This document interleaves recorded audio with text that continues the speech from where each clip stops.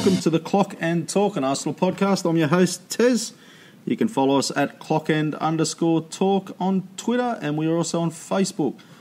Each and every week I'm joined by my co-host, but this week he's the party pooper. Tony, how are you, mate?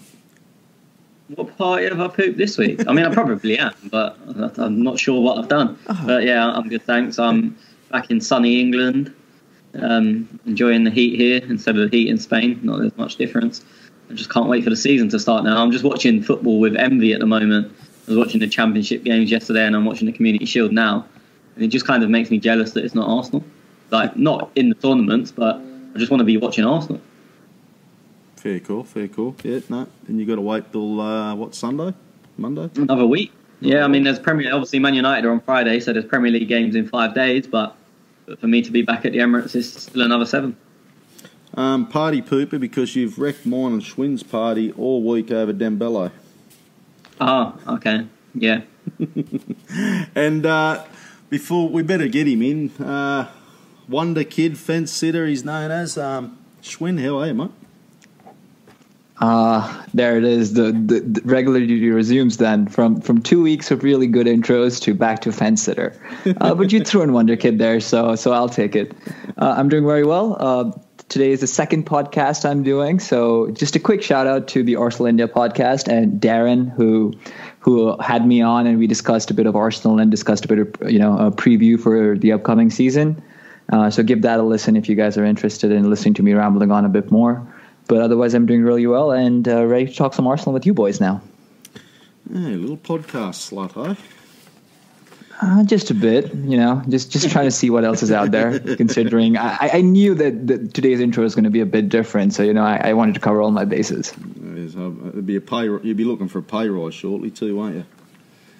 I'm pulling an Aaron Ramsey. Mate, you just quietly, brother, that you're only a number, mate. I've got another 3 in the line waiting to take your position.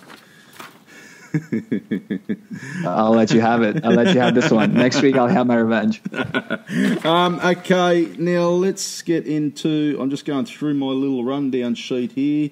We won't go transfer news. We'll touch on some pre-season friendlies, Tony, Chelsea and Lazio. Yeah, so obviously it was a draw and a win, but we get the winner against Chelsea due to penalties. I mean, the Chelsea game was especially the first half, in a sense, was painful to watch. It showed every flaw that we've had for a long, long time now, and everyone hoped would be gone. And maybe it will be gone, but in the first half against Chelsea, it definitely weren't. We was horrible defensively. They ran all over us. Hector looked like I can't even put into words how bad he was. But it's something I've said for a long time, that we can't defend with a high line. And for some stupid reason, we tried to. And Callum Hudson-Odoi had an absolute field day. I think in the second half, we dropped 20 yards, which is sensible when you've got, especially the centre-backs we have. And we were still shaky from set pieces, and obviously we conceded from a corner. And Rudiger had another very good chance from a corner in the second half. But I think we looked a lot more comfortable defending 20 yards deeper, because it took away the lack of pace we have at centre-back. So often I hear people go, this defender's useless, he can't run. But John Terry could never run. John Terry couldn't run when he was 21, and he couldn't run when he was 31. But he was still probably one of the best centre-backs I've seen in the last 10 years. Definitely the best English centre-back in the last 10 years, although Rio Ferdinand has a shout in that. So it's not all about pace. Chelsea catered to him, they defended deep. And they never let anyone run at John Terry. So they protect his flaws. And I think that's what we've got to do. I think whether it be Socrates, Mustafi, Mavropanos, Chambers, Holding, we have to defend sort of 20 to 25 yards out. And then there's no space to be running behind. Or very little space. You mentioned Bellerin quickly there, but I did see a few Arsenal fans saying Socrates didn't have a really good game. That wasn't what they were expecting. As I said, the first half we defended really high up. Look, Socrates hasn't looked brilliant in any of these games. I don't know if people are maybe expecting too much from him, because if he puts in a 6 or a 7 out of 10, people are not a great signing, blah, blah, blah. It remains to be seen if it's going to be a great signing. I'm not overly sold on him, but I don't think you can judge him on a defence that's defending 40 yards out. As I said with John Terry, as I use the example, but you could say Carlos Puyol, who's one of Europe's top defenders for years. If he was caught defending 40 yards from his own goal, he was in trouble as well. I think, especially at centre-back, you're only as good as the system you play. So if you haven't got pace and your team defends 40 to 50 yards out, you're going to look bad because the players are just going to run and they're going to have their legs on you. Mm-hmm. Schwinn, what was your thoughts on the games, mate? It was a reality check for me, after last week's podcast when we were quite optimistic, or at least I was, and I remember there was a question about how many points you were expecting after the first two games, and I was very happy to say 6. And after watching the Chelsea game, I'm not quite sure. I mean, apart from the first 20 minutes where we struggled, I think it helped for Emil Smith-Rowe to drop down from the attacking mid position and make 3 bodies in midfield. I think that helped us quite a bit in adding bodies and providing outlets to Guendouzi and in particular. But the game was very poor. There was a lot of introspection, I'm sure, that was by Emery and his staff afterwards, because of course Tony made the point about Callum Hudson-Odoi, and if it wasn't for Morata's bad finishing and Cech's good saves, the first half could have been much more shambolic. The press was inconsistent too, and I can't help but wonder whether it was Aaron Ramsey missing that triggered this. Usually, I think Aaron Ramsey is the one who is pushing bodies forward, and he's the one who initiates the press. I'm not sure whether El Neni's quite up to the mark yet. We could chalk that down up to his physicality or lack thereof ever since he's come back. But I was quite scared about how we were going about, even in the opposing half, the few moments we got there. All in all, of course, we won the game, and I don't think that's a fair reflection on how things went. We, of course, didn't concede after conceding in the first 5 minutes, but I wasn't too impressed by that game at all. Mm-hmm. Okay, I don't take any of these pre-season friendlies real serious anyway. I look at the ladder and I still see 0 there, and I think, well, bring on the Premier League this weekend. So I watched it, but that was about it. I didn't take anything out of it whatsoever. So you got any more on Tony, or move on, mate? Well, I'll move on. Well, first of all, we've got to mention the goal we scored, the calmness from Ozil in the last minute. It's a good ball by Reece Nelson, but I was going to move on to the Lazio game and something that made me quite uncomfortable, not so much in the game, but when the team was announced.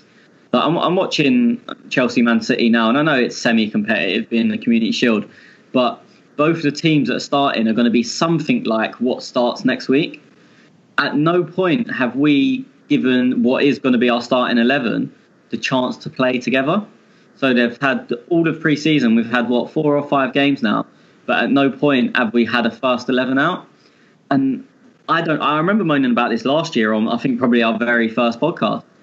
It's something I don't like. I would like to see them, even if it's 45 minutes altogether, but we just haven't seen that. We seem to get half a team in one half and then a couple of players come on, so it makes it maybe 8 of the starting 11, but then another 2 or 3 will go off. And for me, it just doesn't make it easy to gel and work together if you're not playing competitive football together. The only thing that I will bring out of both the games is, well, it's more of a question to you guys. Cech started against Chelsea. Leno, he started against Lazio. Who's going to start the season, Tony? It's a tough one. Cech was very good against Chelsea, and I'm not just saying that because he saved a penalty in the shootout and one during the game. I thought he made some very good saves, and I thought he made some very good saves in the other friendlies he's played. I think it was always the plan to give 90 minutes in one game and 1 in the other. Leno didn't perform badly. It seems, in a way, Cech just had more to do.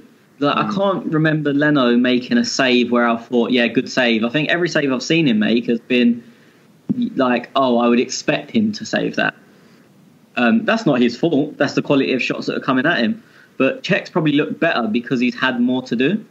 Okay. It's a really tough call. And I said after the Chelsea game, I messaged you guys and I said I wouldn't be ruling Cech out to start against Man City, not by a long shot. So you're putting your eggs on Cech? No, I'm sitting on the fence like Schwinn. He told me it's quite comfortable. But oh, come on! I've been saying this since the end of last season that Cech still has 1 season in him. And I think this is a very good question, Tez. I think the distinction between Cech and Leno in terms of how they play is I think more positional. I think Leno relies a lot on where he's positioned when a shot goes off. And many times you'll see that he doesn't really lunge. He'll go off of instinct. He'll feel for where the shot's going to come from and where it's going to go. And if he thinks it's out of his range, he's probably not going to jump. I must confess I haven't seen yesterday's game, but I watched some highlights. And there were 2-3 different moments where Lazio had decent chances and Leno was left rooted to the spot. Whereas Cech, I think, because of his size or whatever you want to chalk that down to, I think he's a bit more active as the shot-stopping goalkeeper. So for me, Cech starts without question. Yeah, okay. I got nothing. Yeah, I'm going to join you boys on the fence because I don't know how you split them. Join you boys. I mean, my issue with it is, and I've seen some people say, ease Leno in gently, but unless he's going to only play in the cups, you can't ease a keeper into a league season. It's not like you can just go, get 50. When you're easing a player back from injury, an outfield player, you give him 15, 20 minutes at the end of a game, and then you maybe start them but bring them off after 60 or 70. It's not like that with a keeper. So for me, I think who he starts with, unless there's some howlers, is our number one keeper. And I don't think Leno's been brought to be a number two or been brought with you're going to be number one next season when Cech's a bit older. But if there was no other factors, I would say Cech would probably start. But there is other factors, and that's what I think makes it a really tough decision. I tell you what, it wouldn't be easy going in against your first two games, Man City and bloody Chelsea. Get in there, son. Yeah, but that's when you've got to do your work. There's no point. To be fair for a keeper, coming into a game where they don't have to do anything doesn't tell them or you anything about them. So if he comes into a game where he's just got to kick the ball out a bit, and we know he's good with his feet, do you know what I mean? That also doesn't really do him any favours, and I think that's where Preseason's been not the best for him in that he hasn't had anything to do. As I say, he's conceded a couple of goals that he's completely not been at fault for, but he hasn't actually had anything to do. As you were talking, I'm just trying to have a look at when our first, cup game or Europa. September. So, geez, you'd like to think he'd start before then. Yeah, it's like middle to end. Because there's an international break as well. So the international break ends on the 14th. That's when we're at Newcastle away. And then it's either that midweek or the midweek after. I think it's the one after. The Europa League's the one after. I'm not sure when the first Capital One Cup game is. Yeah. Okay. Or Carabao. Yeah. No, I don't know. Emery's he's got a decision to make there. So I agree with you. Whoever starts at City or Chelsea, or you'd imagine that's number one for the season. That's our keeper going in for the season. Yeah, barring, as I said, horrific mistakes or injuries. Because it's like, as I said, with people saying ease him in and play Cech and then bring Leno in against West Ham.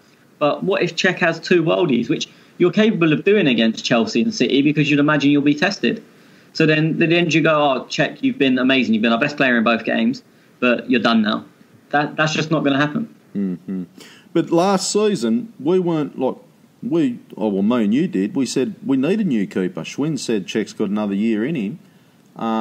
We obviously, there was quite a few mistakes from Cech last season.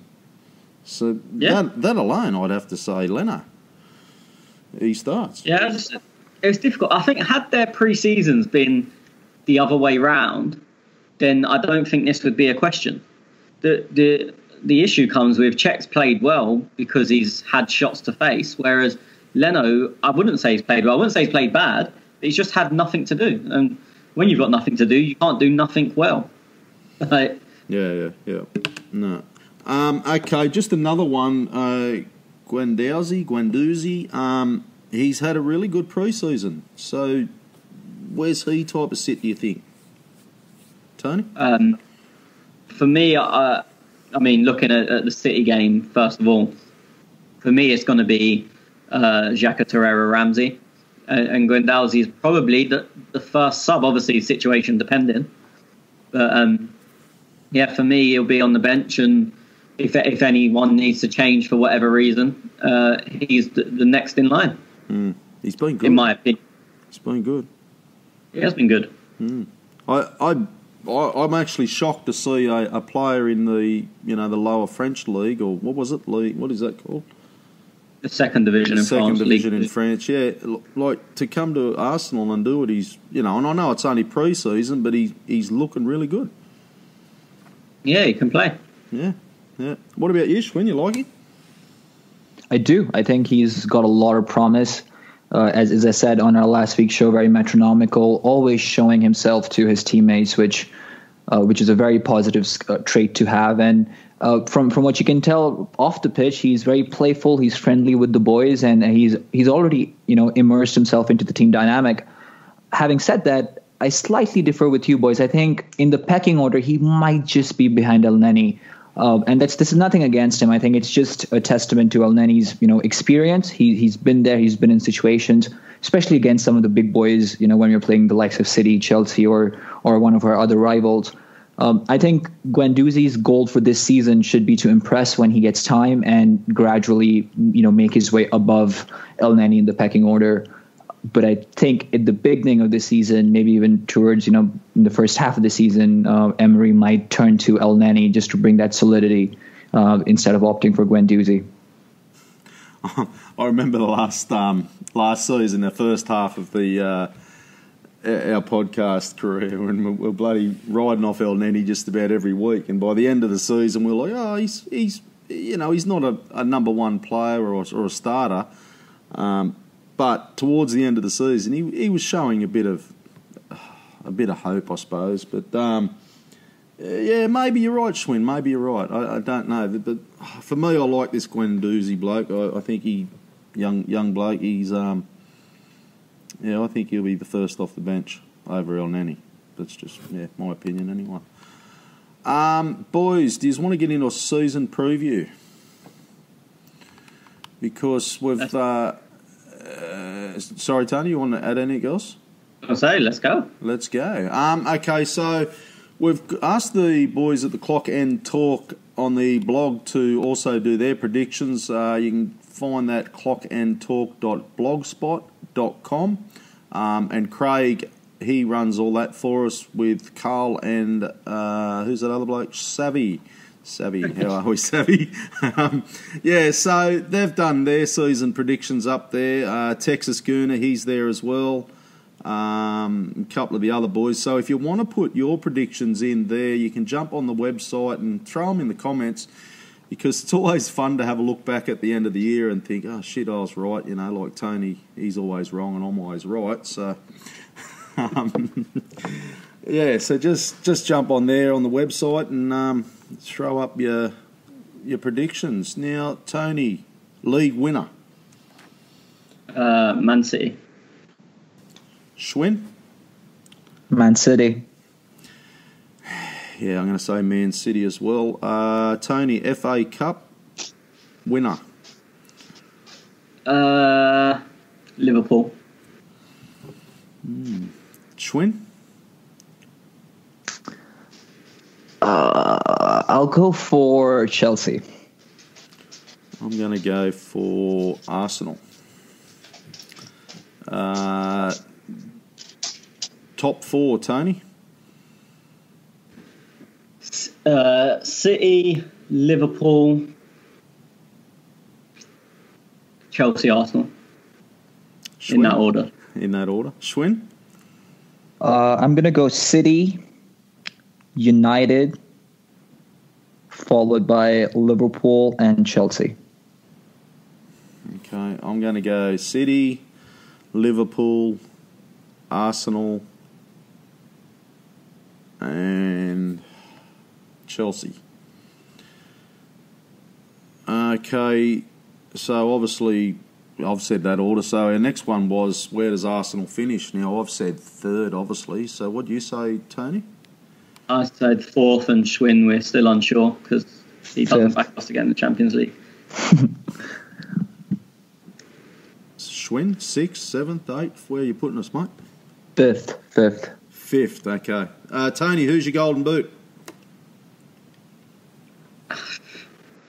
It's a tough one because saying Harry Kane is horrible, but he's always there or thereabouts. But I don't think he will be this year. I think Aubameyang will run it close, but I don't think he'll win it because he will play wide too much. I will go with Aguero. Schwinn? Good shout, Tony. I'm going to be hated for this, but I'm going to go for Alexis Sanchez. How'd you pluck that name? Well, to be honest, I think he's going to be. I think he's going to be heavily on set piece duty. I think this is the first summer he's had in a long time where he's had the summer off. The last 2-3 summers he's been playing tournaments, the Copa America, then the Copa America Centenario. I follow Alexis Sanchez quite a bit on social media, and of course that's no indication of how he's going to perform. But he's been training like a mad dog over the summer, and I think he's going to be very scary this season. And that's partly the reason I have United in second, despite them not really strengthening a whole lot. Okay, I'm going to go Aubameyang. I think it's as Schwinn said about Sanchez. I think Aubameyang. This is going to be his season. Tony, player of the year. I said De Bruyne last year, and I was wrong, but not far off. And I think this year will probably be his turn. Schwinn? Wow, this is a tough one. I'll go for Kevin De Bruyne as well, actually. Yeah, I'm going to go De Bruyne as well. Just saying, if Sanchez gets the Golden Boot, as Schwinn said, and they come second, I think he probably will get Player of the Year. But I can't see him being anywhere near the Golden Boot. Just quickly on the Golden Boot, nobody said Mo Salah. Is there a reason? I don't think he can repeat that again, to be honest. Okay. Arsenal's Player of the Year, Tony? Aubameyang. Schwinn? Mesut Ozil. Well, I've actually gone. Go on, say it. No, I'm going Aubameyang only because if he's going to get the Golden Boot, you got to give him the Player of the Year. Fair enough. Okay. Who's the first manager to get sacked, Tony? Look, I mean, I've gone on record on here for ages saying I'd be surprised if Mourinho lasts till 2019, but it's Premier League football, so there'll be someone gone before that. I'm looking at the likes of Wolves and Fulham. If they have a terrible start just because they're not used to the league, will their chairman think, I've spent loads of money and we're 16th or 17th? So I think, is it Jokanovic, his name? The Fulham manager. I think if they get off to I don't know how hard their start is in terms of fixtures, but I think if they get off to a horrible start, it could be a long season for him or not making the season. So I'll probably go for him. Okay. Schwinn? I'm going to go for the Watford manager, Javi Garcia. I think he's a bookie's favourite, actually. To be very honest, I haven't seen, as you said, Tony, I haven't seen the fixtures, but I just think they've lost a couple of players, and I'm not sure whether Javi Garcia has it in him. So it's purely a coincidence, but that doesn't surprise me. Who's an interesting one is Burnley. They haven't signed a player yet. They're in Europa League this year. They signed Ben Gibson today. Oh, did they? Okay. Yeah. But I wonder whether Sean Dyer he'd be under pressure. They'd be fools to let him go, to be fair, though. Oh, I agree, but something's going on there at Burnley. But anyway, I'm going to go with Mourinho. I think he'll be gone by Christmas. Relegation. Tony? Huddersfield. I think they'll suffer from second season syndrome. Cardiff. I don't think they've done enough. And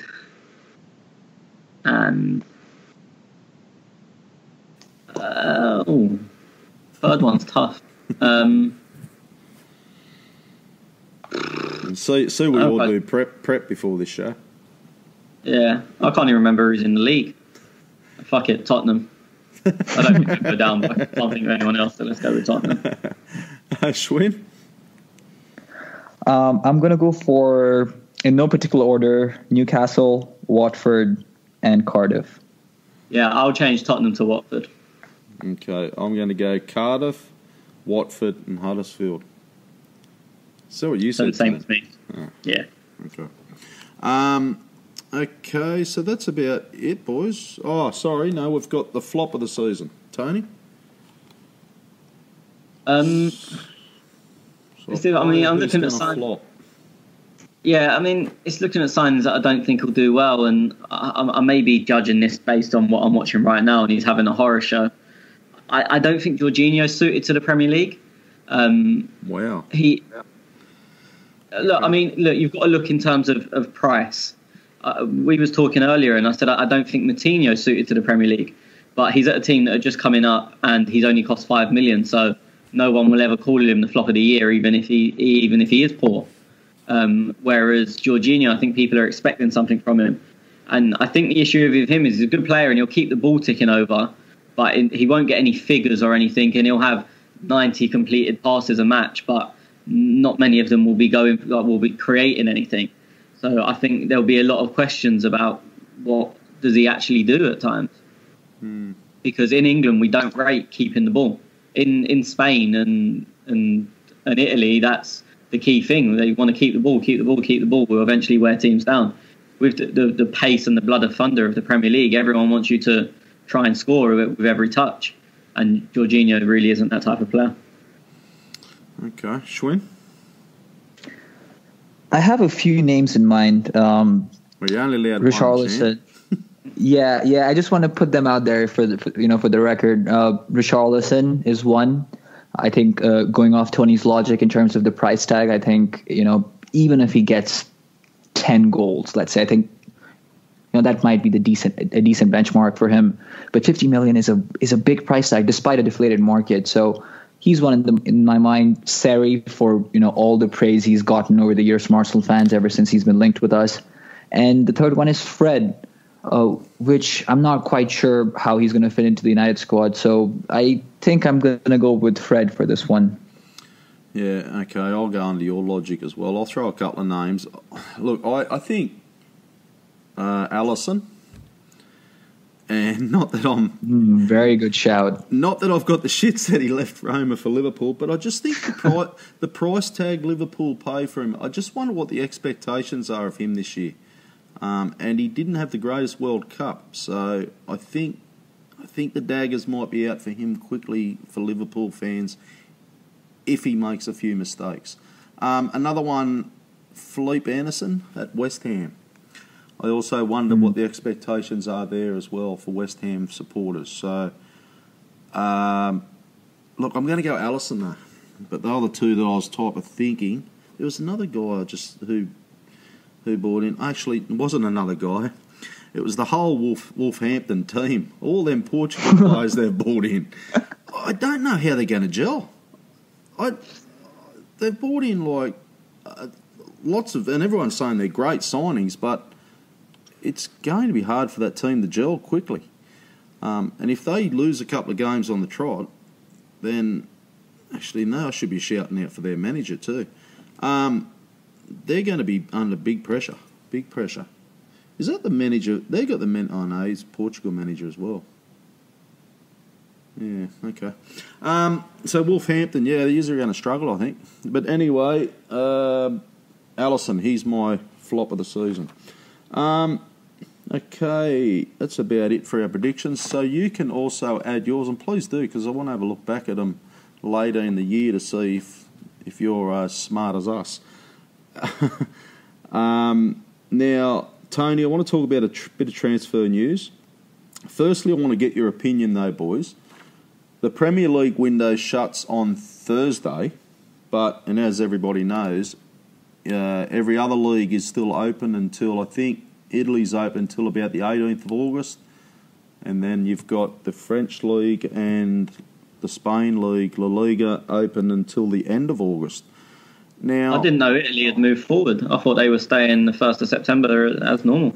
I think I don't. You're probably right. I've not looked into it. Yeah, I thought I did see something about the 18th of August that it finished, but anyway, let's say it goes till the end of August for argument's sake.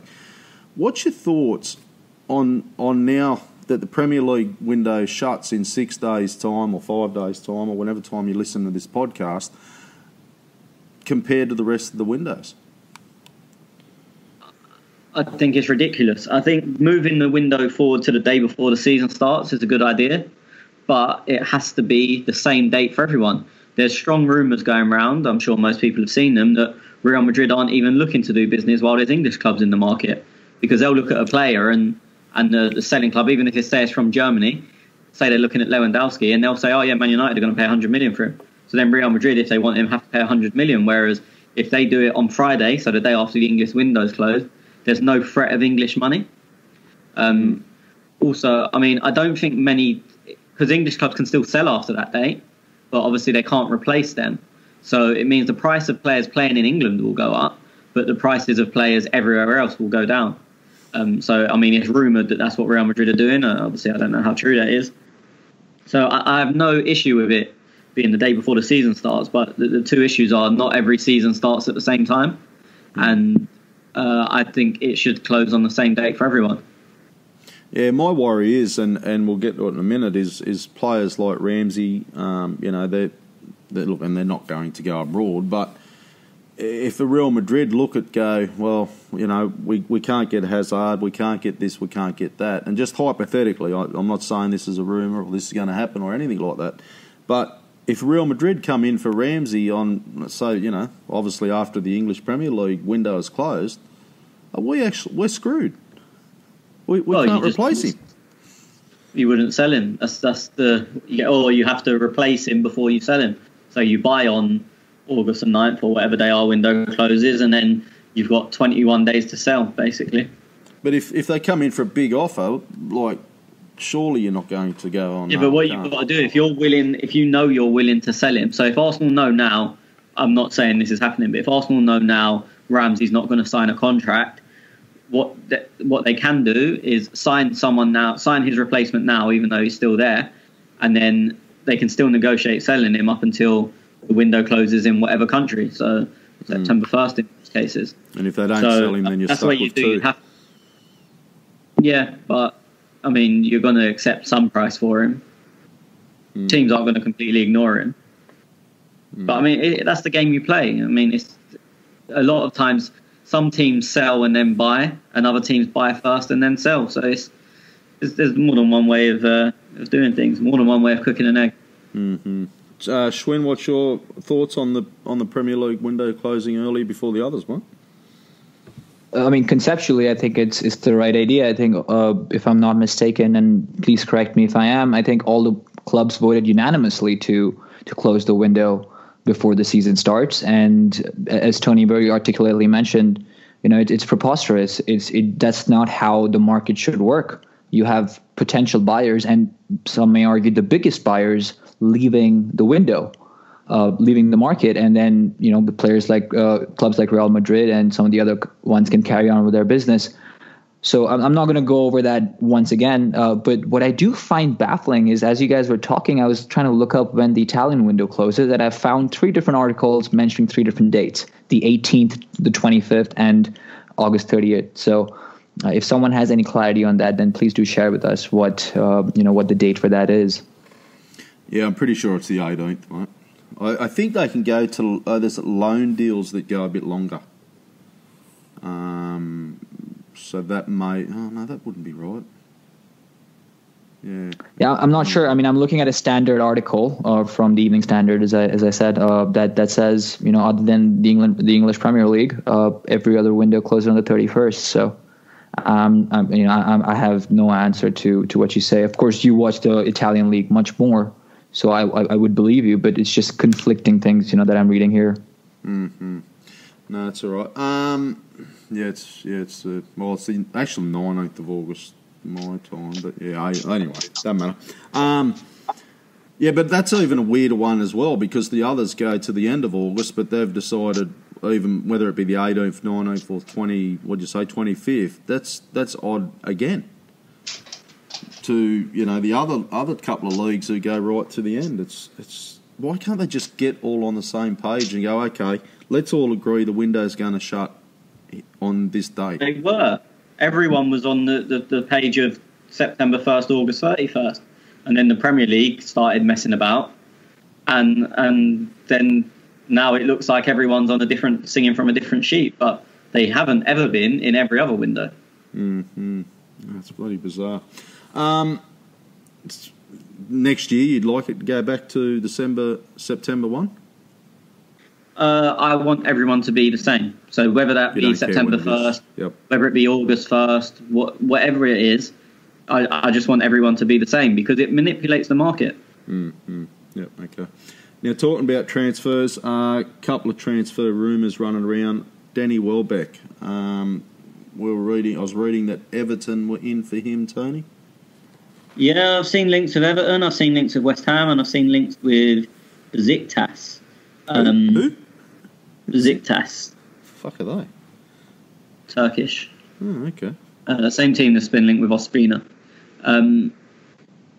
I don't know. It's a difficult one because Danny's still not back. He's not back till tomorrow.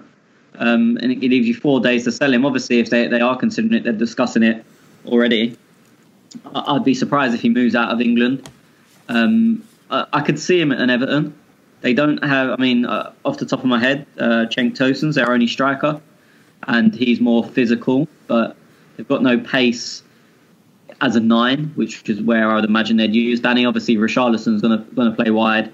I'd imagine Walcott's going to play the other side, and then they've got Balassi on the bench. So they've got loads of pace in wide areas, but not much through the middle, and none of their wide players can cross the ball. So it seems a bit pointless in a sense having a big man when you've got Walcott who's never been able to cross, and Balassi and Richarlison both play inverted, so the crossing tends to be weaker because they're not getting to the byline. So it would make sense to give them an option of another quick player to play as a 9 and keep up with their front line. So I don't know if I can see it happening, but it would make sense of Danny to Everton, but as it would West Ham as well. I think they both of them make sense. It's whether they want to put up whatever money it is Arsenal want. Okay. Now, Schwinn brought this to my attention during the week. Granit Xhaka to Roma. Schwinn, so I'm going to go with you, mate. Yeah, not going to happen. I saw it, and I think what the report said was that would be their next option. It didn't indicate that we were looking to ship him out. And to be honest, if we did, I'd really question what's going on at our club. I don't see it having any legs. And having seen some of the highlights from the Lazio game, I thought the armband really suited Xhaka. He was happy to give Nelson a mouthful, despite Nelson just scoring a goal. And he's showing some serious leadership tendencies. I'm not sure how he played. One way or the other, we shouldn't take that seriously. It's a preseason game. He's just come back. But, yeah, he's going to stay at Arsenal for sure. Mate, even if you didn't watch the game, I already know he played well. That's how confident I am. You slut. And guess what? Guess what, Schwinn? Who was the captain? Go on. Who was the captain? Yeah, all right. I have no malice towards him, right? He was my vote to be captain at the beginning of the summer, so I do love that. This comes on the back of Schwinn sharing your lover boy wearing the captain's hair. I can't remember who that was against. Was it against Chelsea? Who, Jack? No, Ozil. Oh. He had the bloody captain's armband against some pre-season PSG. game. PSG, was it? Yeah. That's right, yeah. So, Granit, he's our future captain, lads. You heard it here first at the Clock and Talk. From me, not from Tez, from me. Tony, what is going on with Aaron Ramsey that you've been reading or whatnot? It's hard, eh? Look, all we can say now is he's still not signed. There's rumours today, I don't know where they've come from, about him demanding 320 grand a week. I doubt they're true, and if they are true, he ain't getting it. There's no way Arsenal are going to pay him that. every day it goes on, it looks more likely he's out the door. And that's not that I want him to go. But I just think with every day it becomes more likely that he's gone. But do I actually know what's going on? No, I don't have a clue. Another one unless you boys have got any other news that's come through, Lucas Perez. Now, I've seen some ridiculous reports, and when I say ridiculous, was the fee. I think it was like $4 million, $4 million, $5 million, $6 million. Lazio was there. I think West Ham was there as well. What's your thoughts, Tony? Do you think it's a bit cheap? It's difficult. We paid 17 million for him. He didn't really impress. I know, including me, a lot of Arsenal fans think he wasn't given a chance and he could be quite good. But you've got to go with the facts. He didn't overly impress and was loaned out due to that. He didn't have a good season on loan, and now he's 30 years old. So I'm not surprised with the valuations we're talking about. I think with a lot of the rumours, though, I think the press think Arsenal probably don't want him. So they're linking him with everyone. He's been linked with, I think, 4 teams this week. As you said, West Ham, Fiorentina, Lazio, and then there's another team lower in Italy. I can't remember. Like one of I'm not even going to try and say it begins with F. So he's kind of just being linked everywhere, and I think that's just the press assuming that he won't be playing for Arsenal, so we'll make a story, and if we throw enough shit at the wall, something will stick. Something will stick. Yeah. Okay, now we're going to bring in a signing very soon, and I believe it's on a loan deal because me and Schwinn are totally convinced of this player, aren't we, Schwinn? And that is. Well, I never said I was convinced. I said I want it to happen, but come on, just fucking ace it up. Well, no. Let's be fair here, boys. You've already called me a fence sitter when I'm the only one who gave an answer. So just give me a second here, okay? Okay, go for it. I think this is the first time in Arsenal history when someone has put a poll out there, and I'm talking about Tony here putting a poll on the Clock and Talk Twitter account, and I think it was neck and neck by the time the poll ended, 50-50, whether we think he's gonna come in or not. I mean, I'd be lying if I said I wanted him to come. Obviously, I want him to come, but I think it's gonna happen? No, and that's what I voted on the poll. So if someone doubts my intention here, I can send a screenshot of that and let people know that I did vote no there. Now you go on, Tez. Now give me something to go off of. I'll check that screenshot later for us all. But basically, what's happened here is Schwinn's said yes and no. So either way, you can go, oh yeah, I was right. We are talking about Dembele from Barcelona, for those who are wondering, who the fuck are they talking about? Tony, you're adamant it's a definite no, he's not coming. Well, I just think it's probably the biggest deal in Arsenal's history. In terms of there is a guarantee of nothing coming back in terms of money. Look, Barcelona would want at least 15 million as a loan fee. Absolute minimum. You've then got to pay his wages, which at absolute lowest he's going to be on 150 grand a week. So say you have him for the year, that's nearly 7 million, I think. Just over 7 million, sorry. So you're spending 22 million on a player. This is at minimums, by the way. This isn't stretching it. This is at minimums. You're spending 22 million on a player, and you are guaranteed to get absolutely zero back. So for 1 year, you're spending 22 million. I really can't see Arsenal doing that. It's not like you think that's. I know Ozil's been long term, but Ozil at the time was our record signing at 42 million, but it was tied down to a 5-year deal. This guy is half of that for 1 season with an absolute guarantee of no money coming back from it. Whereas Ozil, even if he had a not great first year, you could have still got 30 million for him or whatever. There's always a fee. We could still get a fee for Ozil now. I just really can't see how it fits in with the business model of Arsenal. And as I said to Schwinn, I mean, he's obviously convinced Gazidis is leaving. I'm a bit unsure on it, to be honest. But I can't see Arsenal negotiating what I believe to be probably the biggest deal in the club's history without a chief exec. I know Raul was there to do stuff like that and Sven's there to identify a player, but Gazidis is still their senior man. He's their manager, so to speak. And to discuss him what is potentially the biggest deal in the club's history without a CEO just seems ridiculous to me. I'm just going to throw something. You said we get absolutely nothing back in Arsenal. That's not the way Arsenal do business. Lucas Perez cost us $18 million. We've got absolutely nothing out of him. We've sent him on loan. He's done.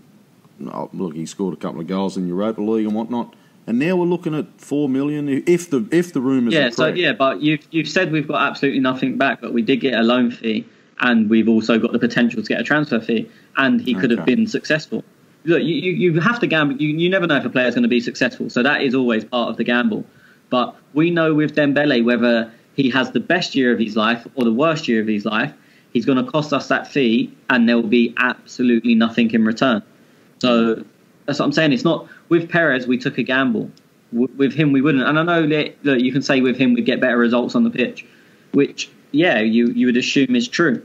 But in terms of what the players brings us, Arsenal always look at the potential upside of a transfer in terms of sales and what you can get back. Every club always looks at that. It doesn't make them a selling club. It makes business sense to do that.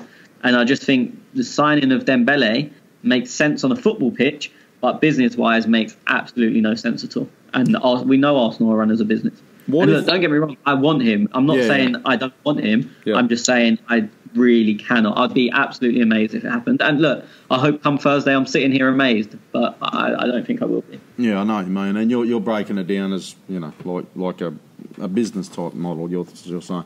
But what if it was like a James Rodriguez 2-year loan deal? Yeah, but the loan fee would still reflect high. that. So no, Arsenal will be paying, as I said, say 15 million for the year, and it would just be 30. So I mean, everything would be the same. It just doubled. The only way I think to be considered is if you have a guaranteed price that you can buy him for at the end of the deal, but you don't have to. So it's not an obligation to buy; it's an opportunity to buy. Yeah. So, for example, if they said pay 15 million loan fee for the year, so to speak, and at the end of the year you can buy him for 80 million, say. It would be more than that. I'm just putting a number out there. Yeah. But it's not an obligation to. You don't have to. Because an obligation to buy wouldn't suit us, because if he stinks the place out, you've then got to go and pay that 80 or 100 million for him. So you don't want to do that, and Arsenal wouldn't do that. You need an option to buy. But, I mean, this is a deal for a potentially world-class player, and for it to work for us, we would need everything to be in our favour. And football just doesn't happen like that. And there's Snow having a lash. You agree with everything he said there, Schwinn? I do. I might even go a step further and question whether it makes sense on the football field. Don't get me wrong, Ousmane Dembele is a fantastic player and he can add a lot of value, but who does he oust? Who sits on the bench? If let's assume for a second it's going to be a 4-3-3 and we have Ramsey, Torreira, and Xhaka starting in midfield. Who is the front three? Do we sit Lacazette? Do we sit Mkhitaryan? Do we sit Mesut Ozil? And how long can we keep our permanent players? I think it'd be Aubameyang, Lacazette, and Dembele would be your front three, wouldn't it? You sit Mesut Ozil, who's on 350k for a low knee? No, good point. No, he'd probably tuck in behind there somewhere, wouldn't he? Well, see, that's what I'm trying to say. Against a Huddersfield, a West Ham, some of these, quote unquote, lower league table teams, we might switch to a 4-2-3-1. We, take a midfielder off and throw another attacker on. And let's be honest, those are the majority of the games we play against lower level opposition. So during those games, we can, try and rotate and keep players happy, but it's another headache for the manager to have. And, you don't win that battle. As Tony very eloquently said, the price of Dembele is not going to go one way or the other despite how he performs. It's going to be a stumbling block at the end of the season if he stinks the place up or if he performs really well. But at what cost? What's the opportunity cost associated with that? Do you want to piss off a Mkhitaryan who's got a long-term contract? Do you want to piss off a Mesut Ozil who's our highest earning player for who we just smashed our wage structure? I think the pros in this case do not outweigh the cons. And, unless you can go in for him and buy him outright and try and put a squad together that's really going to challenge at the top of the Premier League and going to make a significant damage in the Europa League, I don't think we're ready for that. And in Emery's first season, I don't think the club is quite ready to give him that sort of confidence boost and that sort of financial boost. And it only makes sense to me. No, I agree. Another thing you could do is, when Ozil goes missing, we could put Dembele on. Oh, go fuck yourself. Love you too, mate. Okay. You always want to do that. Okay. As soon as we're having a productive discussion, Tez. No, but I do. I agree with everything you say. It's going to be very hard. It would be. If you brought Dembele in, you're dead right, because what are you going to do? You're going to put Ozil out. You're going to put Mkhitaryan out. So you're thinking Ozil will play a right wing? I'm sorry, I lost you there for a second. Sorry. I'm thinking Ozil with what? You're thinking Ozil will play on the right, up on the front three.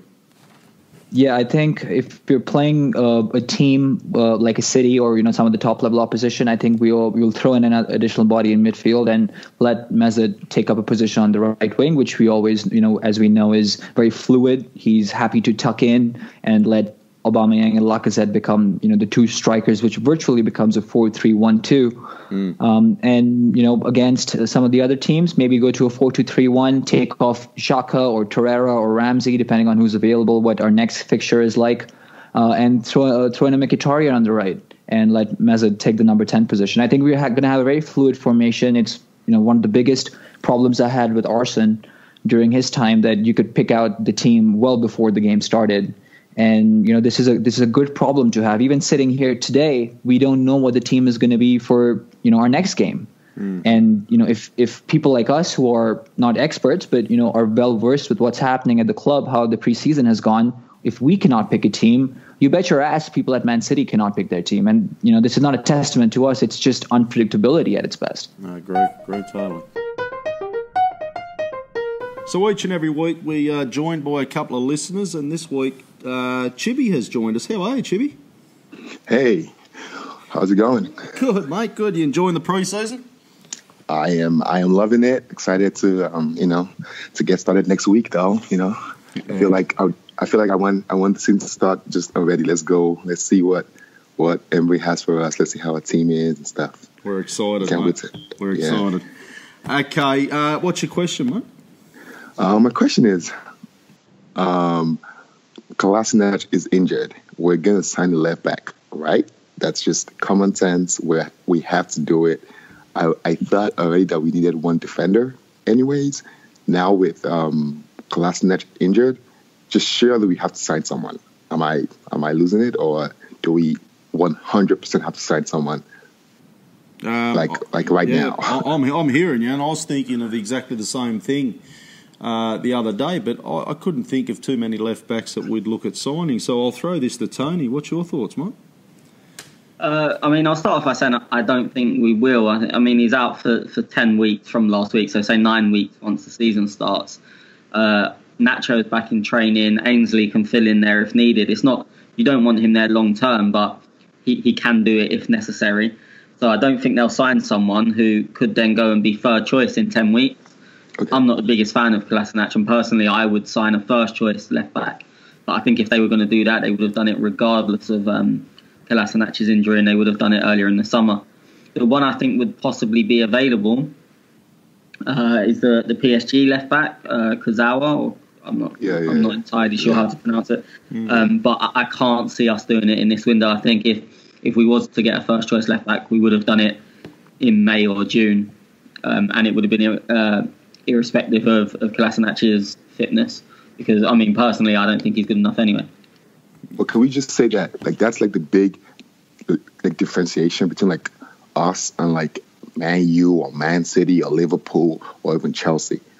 Make no mistake, if Liverpool lost their second, if Man U lost Luke Shaw right now, they will sign another defender. If they lost him for 2 months, they will 100% get someone else. So will Chelsea, so would Man City, so would Liverpool.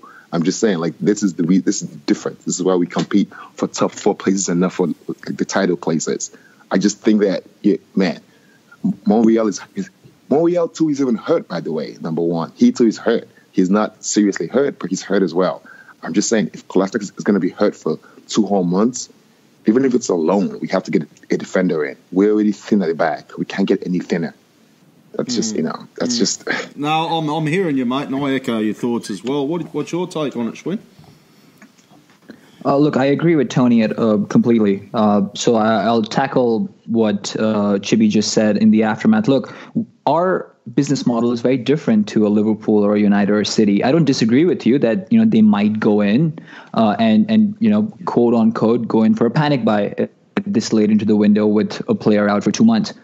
For me, Kolasinac was not going to be a starter. He might have started the first 2 games because, as you said, Montreal wouldn't have been fit. But for me, Montreal is always going to supersede Kolasinac in the starting 11. We're a self-sustaining club. Our business model is a bit different to some of the other clubs that have sugar daddies. And by that logic, I feel the sentiment, but, you have to also see how we operate as a club. We can always get into the discussion of if that's the right thing or not. That's not what we're trying to do here. But there's a difference in how we operate, and that will show in our transfer activity as well. Wow. That is our weak area, though, isn't it, Schwinn? Do you agree? It is a weak area, that's for sure. Yeah. Do you agree, Schwinn? It's a weak area. It's an aging area, and let's give the club some benefit of the doubt. Last season we brought in Kolasinac, who was the best left back in the Bundesliga. We got him on a free. On paper, it looks like a very good transfer. And let's not forget that as a wing back, he was very good. His attacking prowess is pretty good. He has an eye for goal. He has an eye for finding people behind the line. He has a cheeky pass on him in him every now and then. He's not a through and through left back. And let's hope that the new manager comes in and tries and helps him out that way. I think he's lost a bit of weight, which will probably help him in his recovery runs and so on and so forth. I'm not his biggest fan, especially in what we've seen in the preseason, but I'm going to put a bit more faith and patience in me and see how he progresses from here on out. I'm not the most positive, but I want to give him a chance because I don't think it's the most important position quite yet. Mm-hmm. Okay. What do you think of that, Chibi? You guys seem to all agree that we don't need somebody. I think we need someone way more organized than you guys think we do. So if you guys disagree, I guess that makes sense. But I don't know. I just feel like with signing just Socrates this summer anyway, like we're so thin at the back. Like we're just like I'm sorry, I can't count on Mavropanos and Holden. I can barely even count on Chambers yet. So, I just feel like any other just thing to our back line is just too risky. So if it was me, I would go sign someone. Especially if it was my first season at the club, I would just be like, you know what, I'm going to go sign someone.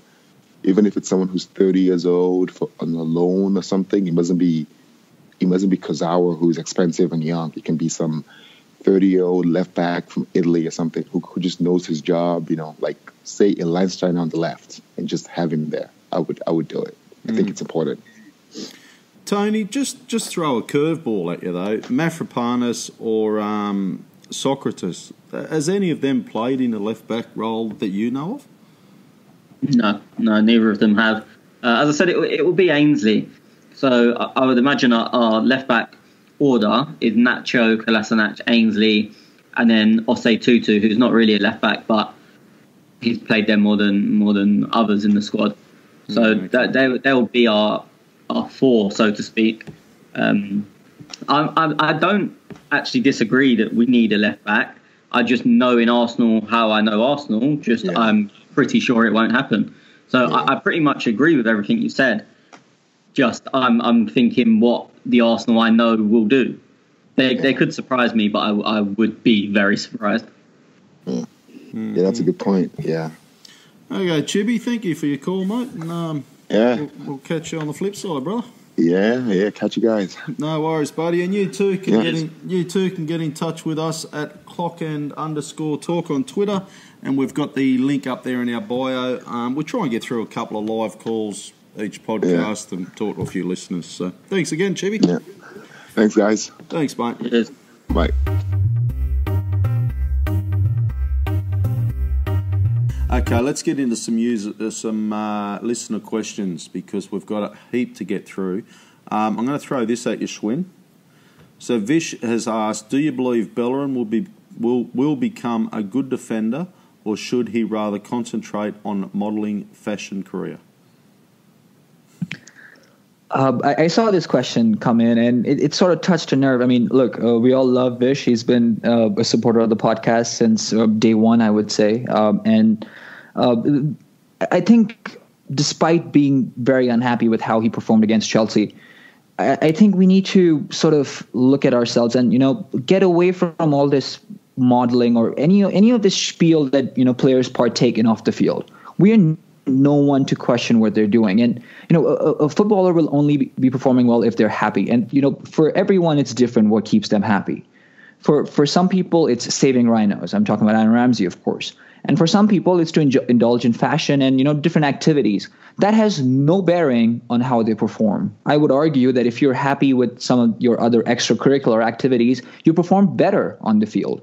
And, this may be a reactionary question, so I want to give him the benefit of the doubt, but I really don't want to hear more of this because I think it's extremely unfair. I think it's almost kiddish for us to, get into these topics. And, it just doesn't bode well with me. Okay. Is Tony back with us?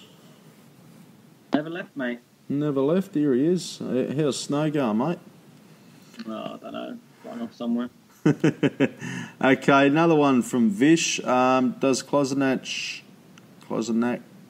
have a future at Arsenal, as his performances thus led me to believe he might up being sold come December or January, I presume? Tony. I'd be very surprised if we sold him in the window because you'd have to get a replacement. Similar to Chibi's question earlier. I think it will be you need a long-term replacement because Nacho's not getting any younger, so we need a first-choice left-back.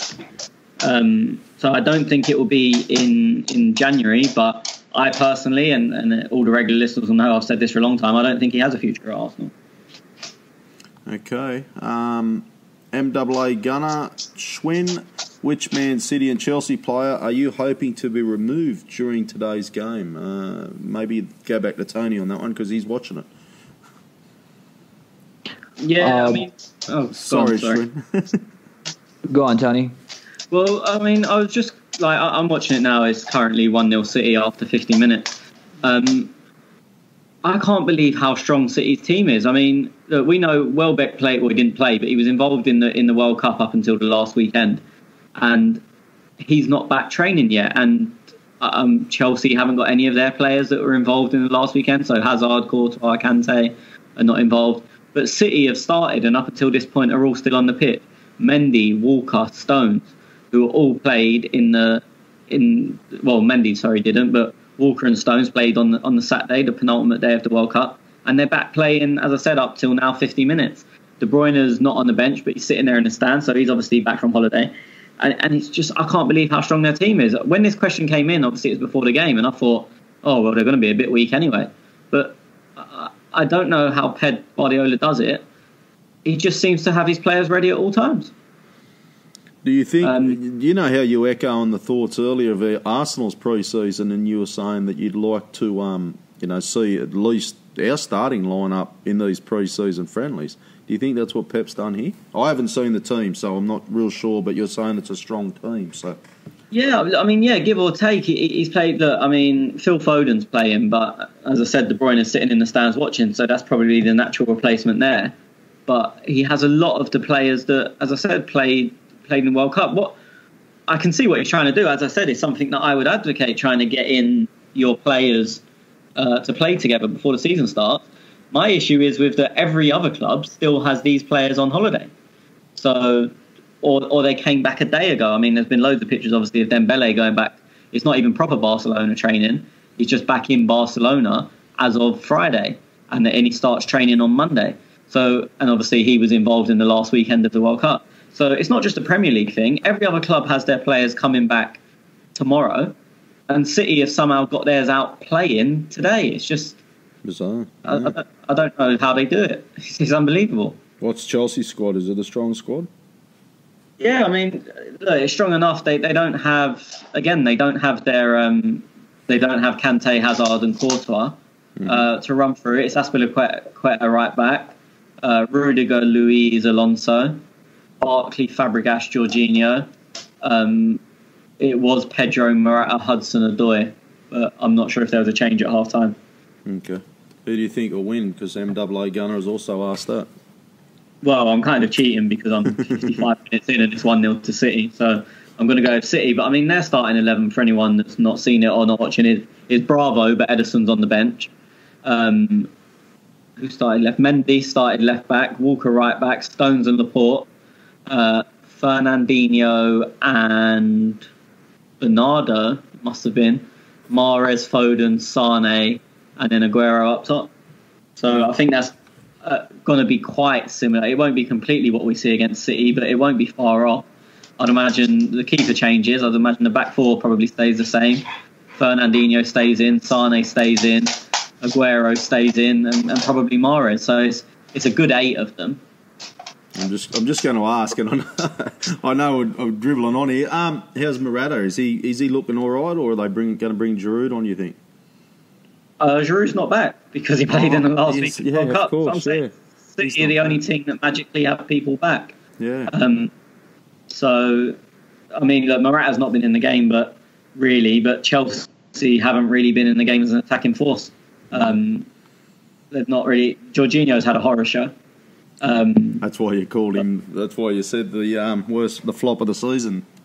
Well, yeah, I mean, obviously we was talking before the podcast, and I said my issue with Moutinho was about the money, and I did say then that it's probably because I'm watching him now and he's not having a good game, but he really hasn't been good. Yeah, okay. Schwinn, that RC fella, he's asking, how on earth would Nzonzi help us as a replacement for Rambo? I just don't see it happening. I don't see it happening either, and I don't think he helps. They're very different sort of players. And, you know, if Rambo is to leave, I don't think Nzonzi would be the right fit at all. So I completely agree with Zarupa Bob. He was linked to Roma, but now that's gone as well because that's when this Granit Xhaka comes. I don't know what's going on with this Nzonzi. His family represents him as his agents, or his family, or his dad, or something. So I don't know. I'm pretty sure he was linked with the Indian cricket team too at some point. He's been linked with everybody. I can't work it out. I don't know whether his old man's just pumping rumours out or what. That's got to be it. Yeah, Sandeep Singh, rumours about Ramsey to Chelsea, possibility of this happening. I'm saying no. We touched on it earlier. Tony, you said no, didn't you? Yeah, no, I can't see it happening. City have just scored as well, but I was looking down at the conversation, so I don't know who scored. But, yeah, no, I can't see it happening. Okay. And Schwinn? I don't want to write it off. I think there might be a possibility. And I think this late in the window, we might be open to entertaining offers. And, you know, 35 million might not cut it, but if Chelsea increase their offer by 5, maybe 10 million, I think we could be tempted in selling him. Okay. Yeah, I think 35 million is very cheap. But even at 45 million, you're probably still getting a good bargain compared to what we're seeing some of those transfers go for. I'd be thinking, 50 to 60 million would be, would be possibility, but I don't know. He's proven. I would agree with you. So, yeah.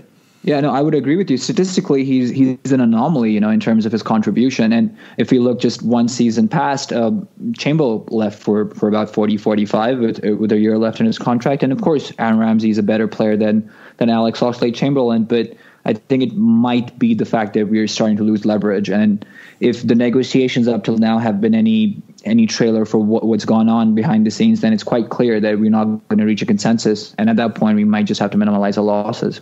Okay, Anthony Shepherd says Tony Guendouzi. I'm hanging for the first. What do they call him again? I can't remember. What them commentators call him pre-season? Guendouzi. Okay, Guendouzi. The boy's a bit special in his opinion, says Anthony Shepherd. I would start him next Sunday. Would you? I did ask Tony this question, and you said no, didn't you, Tony? Yeah, no, I wouldn't. And as I said, he has looked good, but it's against limited opposition. And we spoke about not chucking Leno, or people have suggested not chucking Leno in at the deep end. But Leno's played hundreds of league games. He's been a first-team player in a top league for, I think, 6-7 years now. You're comparing this to someone that I think played 19 games in League Two last year. So, yeah, that's Imagine the pressure on the bloke too. Yeah, I mean, look, he seemingly. I know it's only been pre-season, but he seemingly thrives on it and enjoys it, and enjoys being involved on the big stage. You can, as I said, I know it's against lesser opposition and not the intensity, but you can always tell when someone wants the ball. That pressure's not something that overly affects him, and he always wants the ball. So I don't think that would affect him as such. I just don't think it would be a great idea to chuck him in like that. Yeah, no, agree. I was just looking. Yeah, so Man City, we're at home. So I'm just wondering, at home against the in front of the Arsenal fans, you make a couple of mistakes, they likely to criticise you. Yeah, I mean anywhere, but yeah, I'm not going to say get on their back, but there'll be moans and groans as there would with anyone. And that's when he might see a bit of pressure too. Yeah, I wouldn't want that for the young kid. Okay, Paul Martin, he says, lads, name your starting 11 for the City game, and do you think Nelson will get much game time this year? Has or is he going to sign an extension? Tony, your starting lineup? And then on Nelson. This has changed so many times since we spoke about it a few weeks ago. Yep. So I think it will be Hector. So I think it will be Cech, Hector, Mustafi, Socrates. I'm not sure on Nacho or Maitland-Niles. I'm not sure where Nacho is at with his fitness. So that one I'm going to leave open. Torreira, Ramsey, Xhaka. Again, Ramsey fitness allowing. Lacazette, Aubameyang, Ozil. Schwinn? Similar. I think Nacho Monreal will be unavailable. If I remember correctly, the press conference that Emery did afterwards said that he's come back with a slight problem, and because of that, he might not be available. So I do think Ainsley Maitland-Niles will start. I fear we're going to start Socrates and Mustafi, as Tony just said. Cech in goal, Bellerin, Ramsey, Torreira, and Xhaka in midfield. And instead of Lacazette, I think we'll throw Aubameyang up top, and I think we'll start Mkhitaryan and Mesut Ozil. Okay, I'm going to go Leno in goals over Cech. So I could be way off here. Pretty much as you boys said. I think it'll be Lacazette and Aubameyang with Ozil on the right. Yeah. I just think I completely understand where Schwinn's coming from with the Mkhitaryan thing, and why you would do it. But I think, and look, everyone's saying we want to give him time and whatnot, but I think he would get absolutely hammered if he doesn't play Lacazette and Aubameyang, considering they've both been scoring in pre-season, and we go on and lose. And I know everyone's going to say, oh yeah, but give him time, and they won't, but I think he will. I think they'll oh, you're showing no ambition already, blah, blah, blah, blah, blah. You know how Arsenal fans and any fans get when we lose. So I don't think he'll be allowed to not start them both. I mean, obviously it's his decision, but I mean, due to the reaction he would get, or it would. I don't disagree, but I hope. Sorry, Tez, but right. I hope that's not how Emery thinks. I know that's not what you're trying to say here, Tony. I know you're not condoning it, but if he's concerned about how the crowd is going to react before a game starts, we've hired the wrong manager, my friend. He has an identity, he has a philosophy, and I hope he sticks by it. So that's my sort of thinking behind it. I think he would want that extra body in midfield. And maybe have Aubameyang and Lacazette as an option later in the game if things are going decently well, or if we need a late goal or something. So I see where you're coming from, but I hope he's not susceptible to the opinion of fans before a game. Okay, time will tell, boys. We haven't got long to go. Harry Gunner, what is your favourite Arsenal memory from the last 10 years, Tony? The Ramsey header in the cup final. Me and my friends discuss this quite often when we're going to games, and what was better, the whole or the whole Ramsey goal or the Chelsea Ramsey goal. But I just think the whole situation that the Chelsea cup win came in, and just that moment, and obviously, I mean, I was at both, but just being there and being so close to it, I think the exact moment the Ramsey header across the line, because I was literally right behind the goal, and the cross, it was one of them, you knew it was landing on Ramsey's head. It just seemed to take forever to get there. and like you're just watching the ball come across, thinking, "Fucking hurry up!" And then it did, and obviously the ecstasy when the ball hits the back of the net. I mean, my friend tells this story every time I see him, which is kind of getting a bit boring. And I know his brother listens to this podcast, so it'll grasp me up. But he turned around sulking because we'd just conceded, and so the ball went wide to Giroud, and I went, "Oh, he's in!"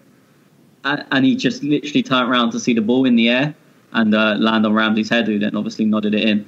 So it's just one of them sort of iconic moments, and there's some really good pictures on that Stuart McFarlane took of like the players celebrating in front of the crowd, but where I was in the second row behind the goal, like me and my mates are all front and centre. So it was just like a great moment for so many reasons.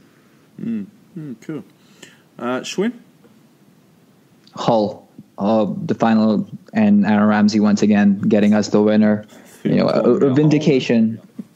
I mean, the vindication, that Arsene went through, and I mean, it was just a very beautiful moment. It was all the sacrifice finally paying dividends in one way or the other. And I remember it was the peak after a massive trough, and I remember being absolutely ecstatic that day.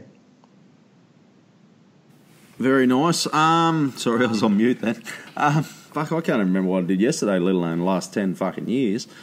I had a memory. Their last FA Cup win, that was pretty special. I thought, yeah.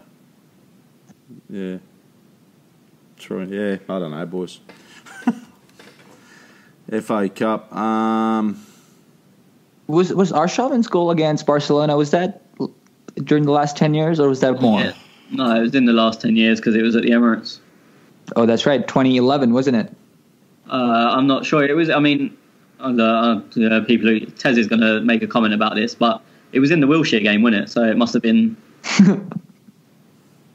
We all know what I mean by the Wilshere game, so there's... Yeah, I think it was in the last 10 years. That was, again, no, it's special, definitely in the last moment. 10 years, 100%, because Jack would have been a fetus otherwise. That's right. Yeah, that's exactly right. There was a goal last year that really tickled me from Granit Xhaka. That was pretty cool. God.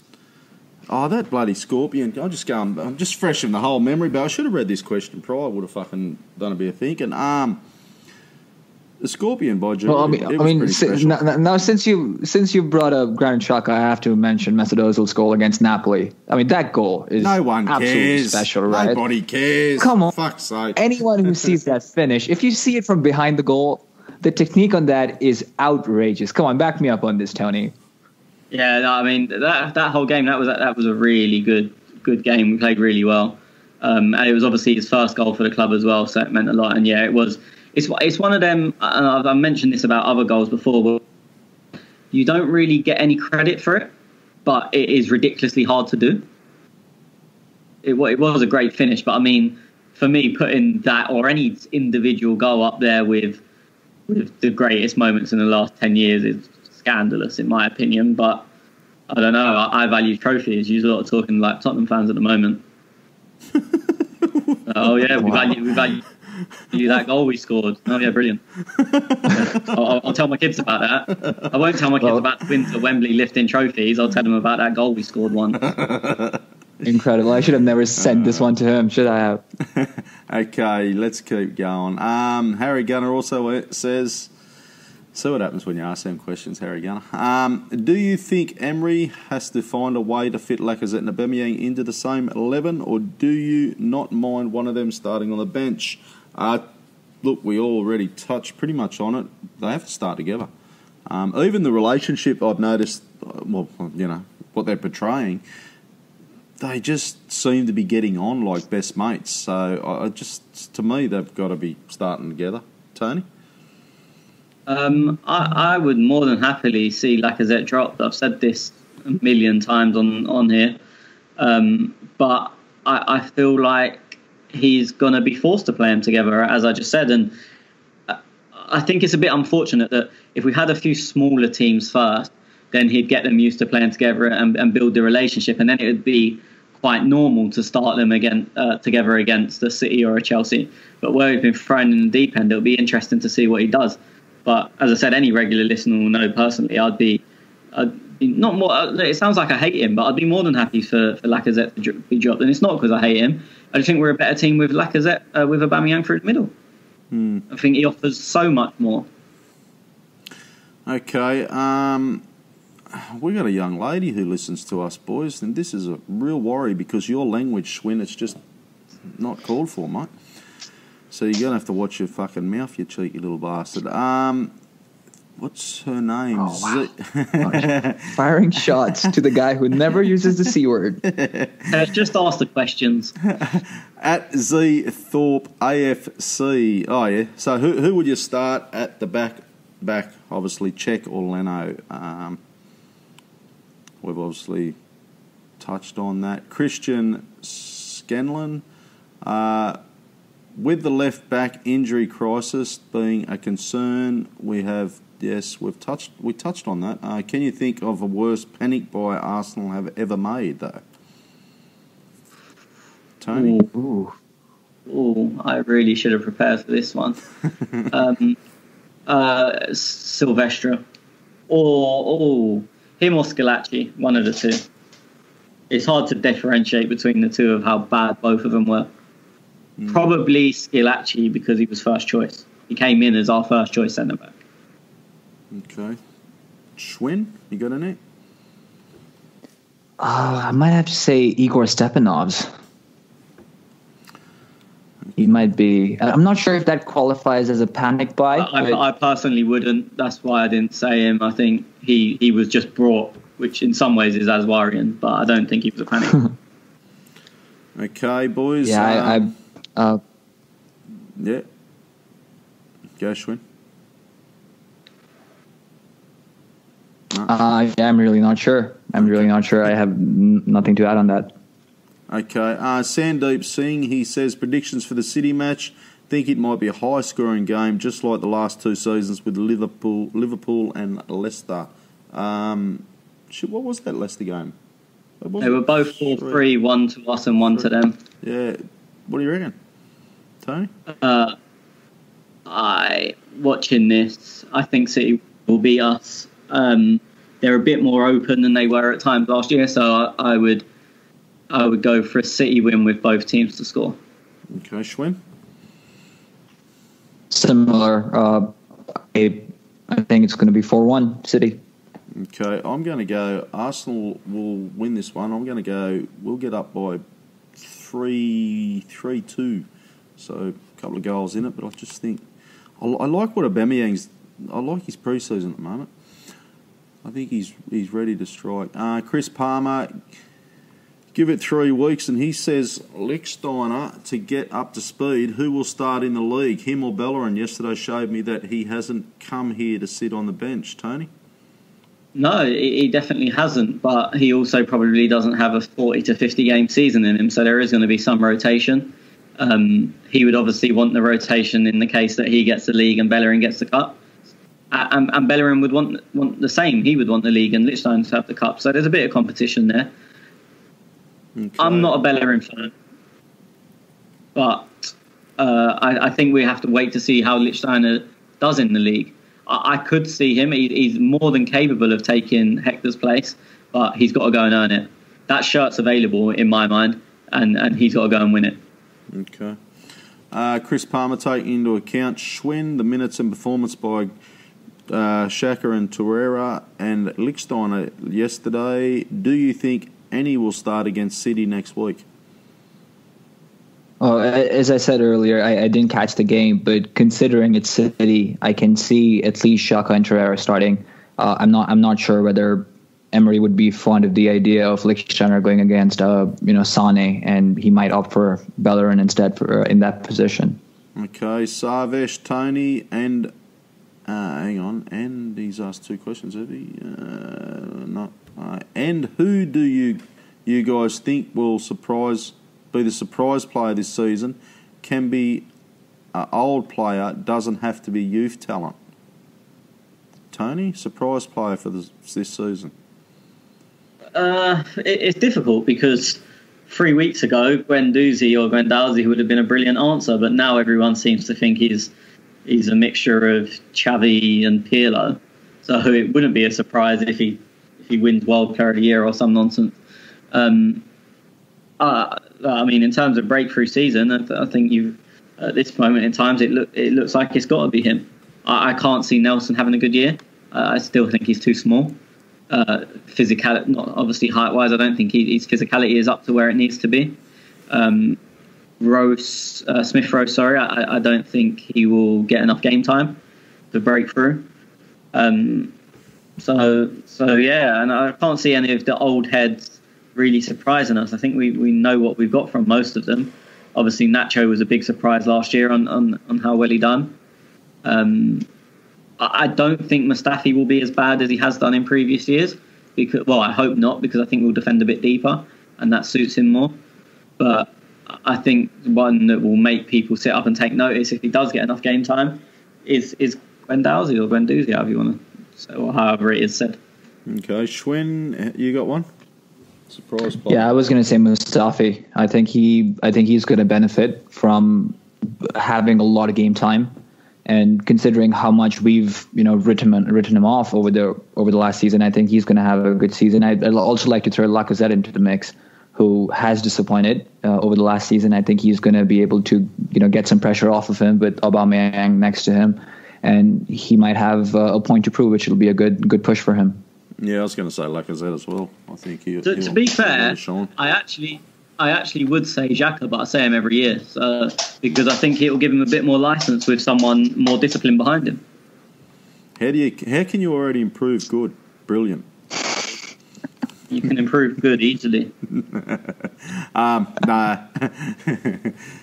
I'm actually looking forward to see how Emery does use him this year. Of course you are. Sub. Fuck off, you queer cunts. Savesh, should and when we sell Kolasinac in the next window, always unfit, and when he is on the field, he fails to perform, we should cut our losses and buy a new left back. Can't keep playing Maitland-Niles there, mainly because that's not his natural position. Tony? I don't really buy this natural position stuff. If you're good enough there, it doesn't matter if it's natural. I mean, he's never going to be natural because he's right-footed playing as a wing-back, as a left-back, sorry. But he's more than good enough. It's not ideal. You don't want him playing there long-term because he can offer something in midfield. But saying it's not natural position, I mean, you only have to look at... I mean, I'm not naming world-class examples here, but Ashley Young spent the last 2 years at left-back, made it into the England squad. Fabian Delph, the same. Kyle Walker in the World Cup, and everyone was claiming saying he had a great World Cup, played as centre-back, where they're not natural positions. It doesn't mean you can't play it well. It just doesn't mean it's where you was started. So I don't really buy the natural position thing, and I think we can keep playing in there if needed. Having said that, I would prefer to sign someone, but I don't think that will happen until at least next year, as I mentioned earlier. Mm-hmm. Okay. January? He did. Just can't see it. It's a big change. Next window, so Kolasinac. Yeah, I just can't see. I mean, someone else obviously said cut our losses in December, obviously meaning January. Yeah. But I just can't see it. It's a big change, and it's very rare you get when people buy in January. They either buy a big name if available, e.g. Aubameyang, or squad players. You never really get, and I know it seems weird actually, but you never really get just a solid player that's going to slot in, and that's all left back's going to be, unless you go and sign Marcelo, who obviously is not an option. A left back is someone that just fits in, basically. Okay. And I can't see that happening in January. Okay, Alex says, Schwinn, can we actually win more away games this season? No, seriously being as objective as possible. How real are the chances we make top four? I'm asking the wrong bloke here. And get back into Champions League. Do you think we'll push to win Europa League? I think we can win more away games, that's for sure. I mean, the bar hasn't been set very high if you look at last season, and that should definitely be one of the goals we have for this season, to be able to perform better and hold our own in away games.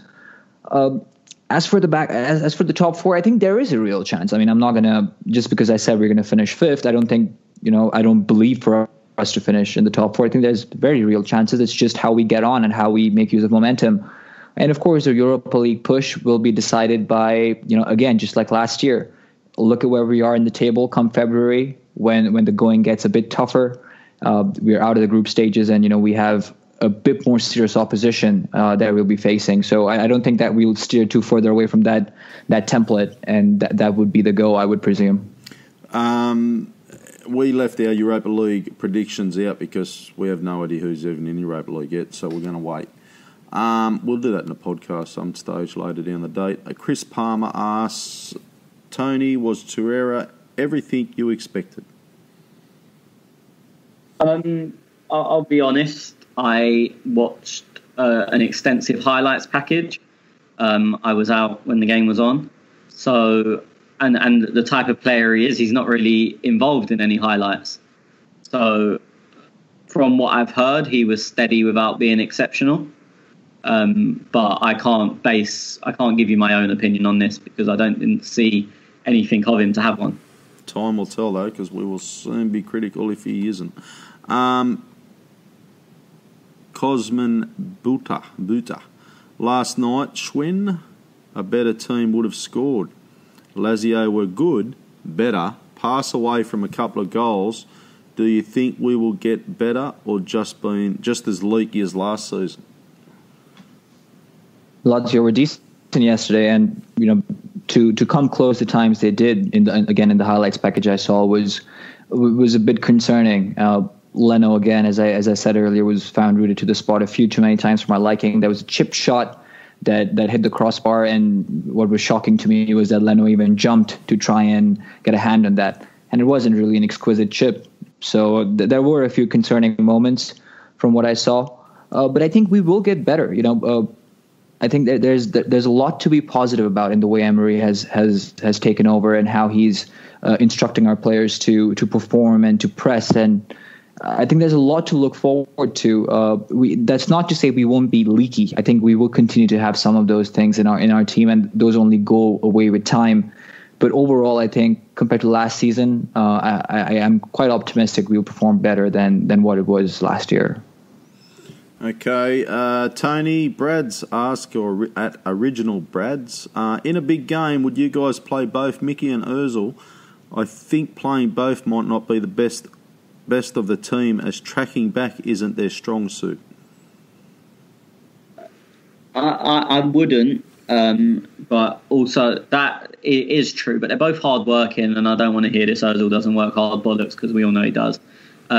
So the tracking back wouldn't so much be my issue. It's that it would leave you with only one out ball, which would be to smash it long to Aubameyang to chase. And then he would have to hold the ball for quite a time for the other two to catch up with him or to join play. Because both of them want the ball to feet, and in a way it makes the pitch smaller. And when you're counter-attacking against teams, these big teams, you want to make the pitch bigger when you've got the ball. So it makes it hard to press. I think if you've got them two in the team, they're both good passers, but it makes it quite easy to press because everyone's coming short and looking towards the ball, apart from Aubameyang. And look, everyone will know this was my big criticism of Lacazette last year, that in them games, he also came towards the ball. And it was just like everyone was in a 20-yard space, and it made it very easy to press. Whereas I think if you've got Aubameyang running off, you can sort of afford for Lacazette to stay sort of centrally high up. And it gives you two options. It gives you a ball to feet, but not short, or hit the channels. So for me, I don't think playing them two in big games together is a good idea. Although I can see the logic in it, but probably for different reasons to what Brad said. Okay, Brad's also says, Schwinn, last question, and it is the last question.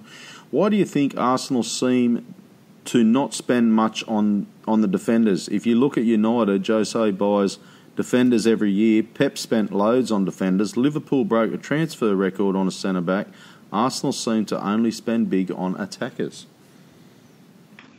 It's baffling. It really is. I mean, I don't have too many complaints from our window, but if there's one I have, it's that I'm not sure why we went in for Leno. I think it would have been better suited for us to use that money to throw in on a center back and maybe bought an upgrade on Socrates. I think that would have been personally I feel that would have been a better purchase But it really is strange. I'm not sure whether it's we don't value defenders that much. I'm not sure what the thinking is there, but it's definitely something we should look into, in terms of our future transfer activity. It is very odd, isn't it? Very odd. What's your thoughts, Tony? I think a lot of defence is system-based, and our system's shite, or it has been. So it doesn't overly matter who you put in there. I don't think that means you should neglect it. But I mean, everyone, again, something I've said before, I don't think Liverpool, it may be this year, but I don't think Liverpool's defence will particularly improve. And it didn't remarkably improve after Van Dijk came in, as much as Liverpool fans will tell you it did. The statistics show otherwise, because of their setup is not to defend. So their system's not right. And I think Arsenal, there may be one or two less individual errors, but if we would have brought in, a Koulibaly, I don't think it would have made our defence a whole lot better, to be honest. Okay. Right, boys, we're going to take a couple of live callers. So, yeah.